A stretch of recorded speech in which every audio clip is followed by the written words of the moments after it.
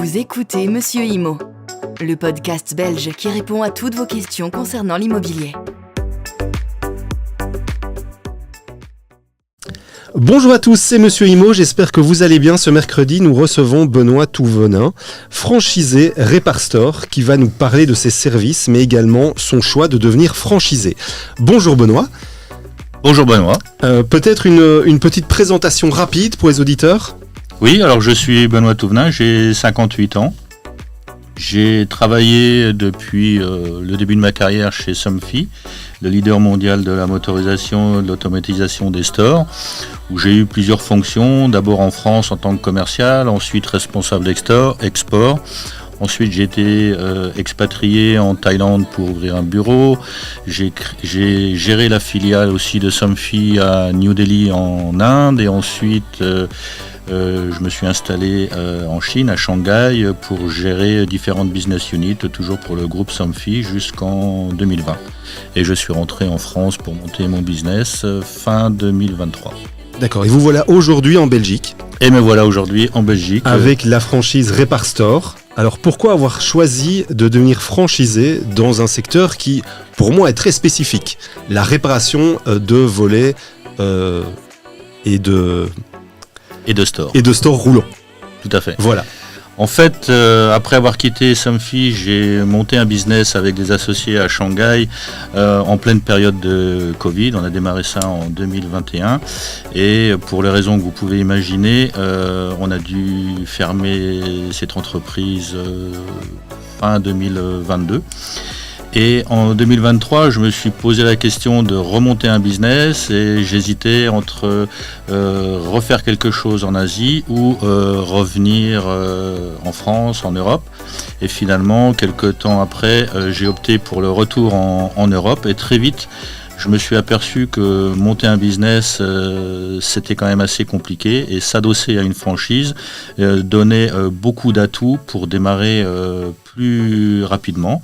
Et Reparstore est apparu comme une évidence pour moi parce que étant chez Somfy, j'essayais de rester dans la même industrie et la réparation des volets roulants étant un marché de niche m'est apparu comme une évidence avec des investissements maîtrisés pour démarrer assez vite.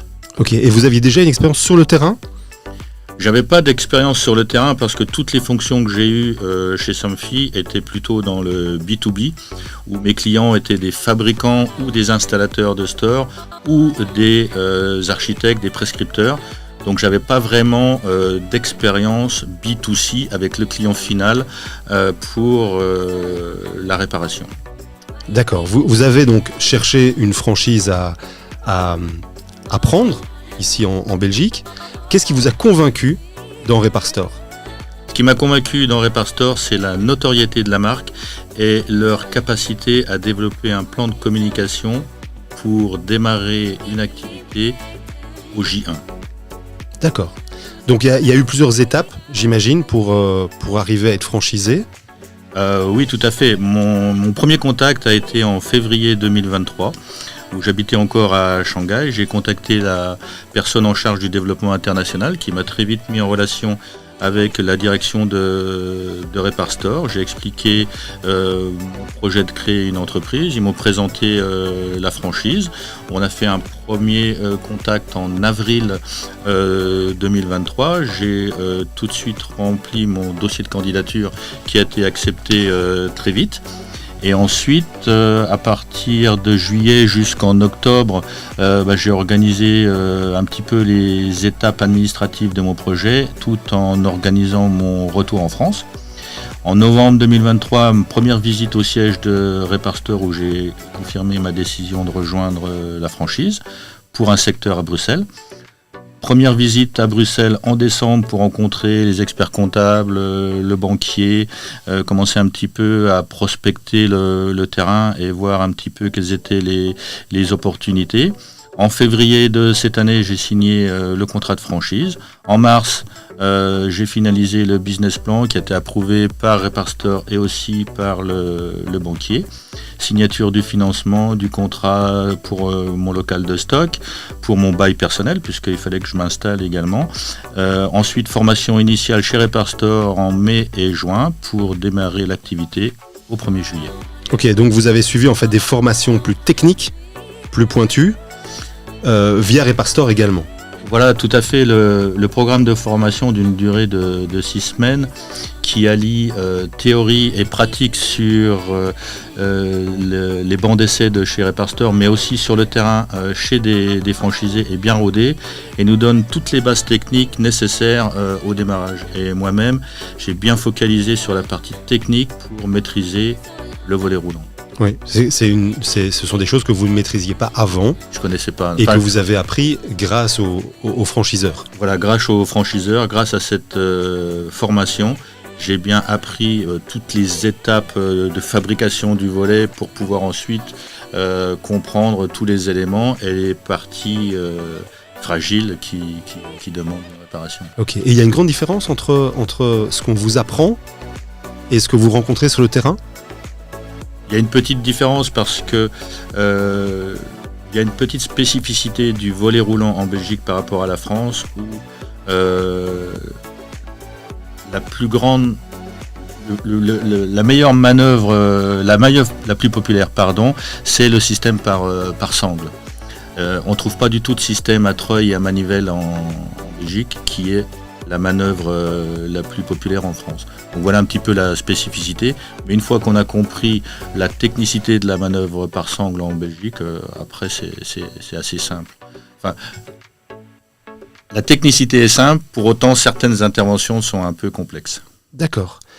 Quelle était, je veux dire, pour vous, la grande différence entre lancer votre propre entreprise et choisir une franchise ?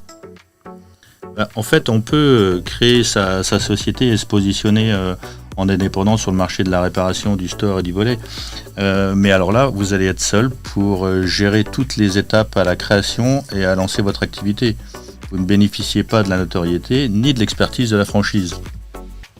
En effet, la franchise vous procure un véritable accompagnement administratif, technique et commercial.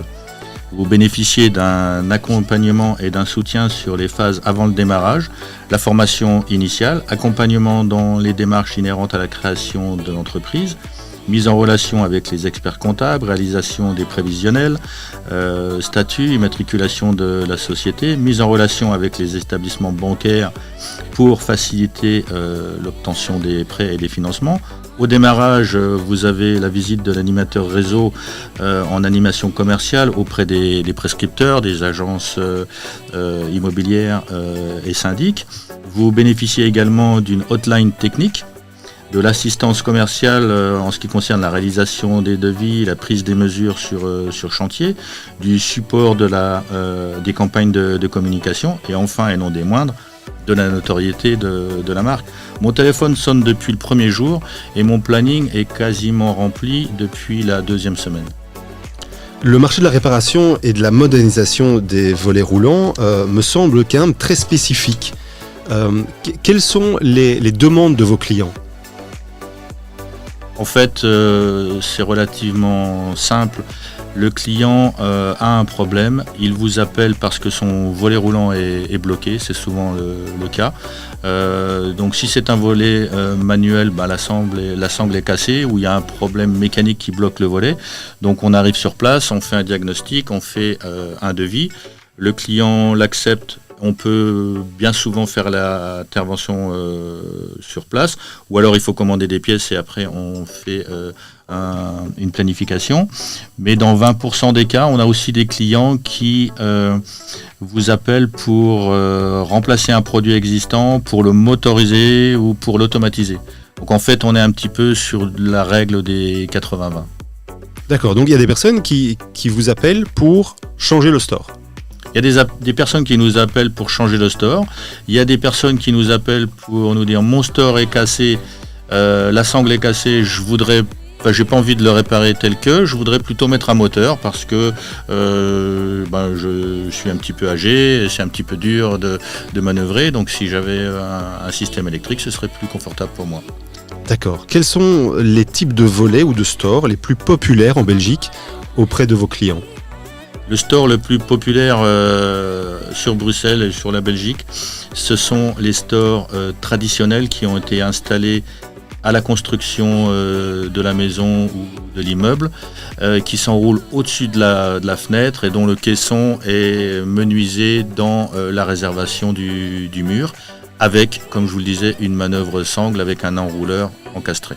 D'accord. Est-ce qu'il y a beaucoup de clients qui ont justement cette maison connectée où il y a les stores qui s'abaissent à une certaine heure ou à une certaine luminosité ? Alors, il y a beaucoup de gens qui sont déjà équipés de ce type de maison connectée, de domotique. Pour autant, on n'y intervient pas beaucoup parce que ce sont des interventions relativement récentes, donc pas encore en panne. Par contre, lorsque un client qui a plusieurs volets roulants dans son appartement ou sa maison, qui souhaite changer toutes ses manœuvres sangles par des systèmes motorisés, très souvent je propose des systèmes de domotique pour gérer tout l'appartement. D'accord. On en parlait hors antenne tout à l'heure. Qu'est-ce qui vous permet de vous démarquer de la concurrence ? C'est encore un petit peu tôt pour en parler. Pour autant, les gens tombaient en panne avant que je m'installe ici à Bruxelles. Mais en fait, ce sont eux qui m'en parlent le mieux. Moi, j'ai eu une cliente qui m'a fait venir pour un deuxième avis.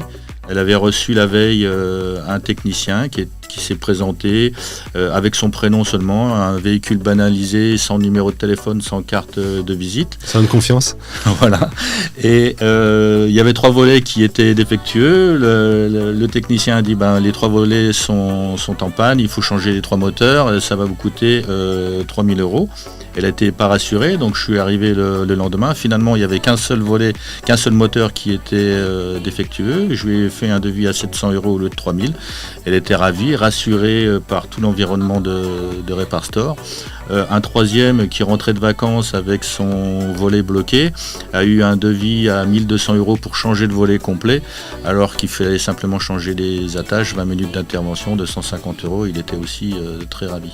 On est vraiment dans la durabilité des produits en fait au sein de votre entreprise. C'est le concept même de Reparstore, de réparer ou de changer les pièces défectueuses plutôt que de changer systématiquement un produit par un neuf. D'accord. Et le bouche à oreille, je veux dire, fait également l'effet boule de neige. Je veux dire, auprès des clients, je veux dire, une personne qui paye un devis beaucoup moins cher que chez quelqu'un d'autre, je veux dire, il va en parler. Le bouche à oreille, pour moi, c'est un petit peu tôt pour en parler parce que je suis installé que depuis début juillet. Pour autant, en 2 mois, j'ai déjà une dizaine d'avis positifs 5 étoiles sur Google qui me laissent à penser que les clients vont aussi diffuser la marque, mon nom, mon numéro de téléphone lorsqu'un voisin, un ami aura un problème chez lui. J'imagine que vous avez eu en quelques mois des petites victoires, mais vous avez également eu des difficultés dans soit le processus de devenir franchisé, soit sur le terrain. Les déboires ont été un petit peu sur le terrain parce que, comme je vous le disais, je suis tout seul aujourd'hui franchisé Reparstore en Belgique, sur Bruxelles, et il y a quand même quelques interventions où il faut être 4 bras. Donc, n'ayant pas de voisins, n'ayant pas de collègues à solliciter pour faire ces interventions-là, il m'est arrivé de confier une intervention à un installateur local que j'ai rencontré un petit peu comme ça, en échange d'une collaboration future. Donc, c'est pas vraiment établi, c'est pas très confortable, et il m'arrive, dans certains cas, de refuser des choses un peu trop lourdes physiquement, parce qu'il faut être 2. D'accord. Comment est-ce que vous avez expliqué un peu à nos auditeurs la journée type que vous passez ? Généralement, je commence la journée vers 8h. Les gens appellent souvent à cette heure-là lorsqu'ils ont eu un problème au réveil. Donc c'est prise de rendez-vous et les rendez-vous ensuite s'enchaînent, soit pour faire des devis, soit des rendez-vous qui ont été replanifiés pour remplacer un tablier, remplacer un moteur, ou alors l'intervention classique, un client vous appelle, le volet est en panne, on fait un devis sur place et on propose la réparation, le changement de la sangle dans la foulée. Ok, si vous deviez donner un conseil à des personnes qui envisagent de devenir franchisées, que ce soit Reparstore ou dans un autre domaine, qu'est-ce que vous pourriez leur conseiller ? En fait, il faut bien se renseigner sur la franchise. Il faut bien évaluer la solidité et la capacité à accompagner ces franchisés vers la réussite. Pour moi, au-delà des seuls critères financiers, le facteur humain est très important, mais aussi très subjectif. La pérennité du réseau est également à prendre en compte, ainsi que la notoriété et sa capacité à se développer. Son savoir-faire métier, le sérieux de sa gestion et de sa gouvernance, ses atouts de différenciation face à la concurrence et la pertinence de son contrat de franchise.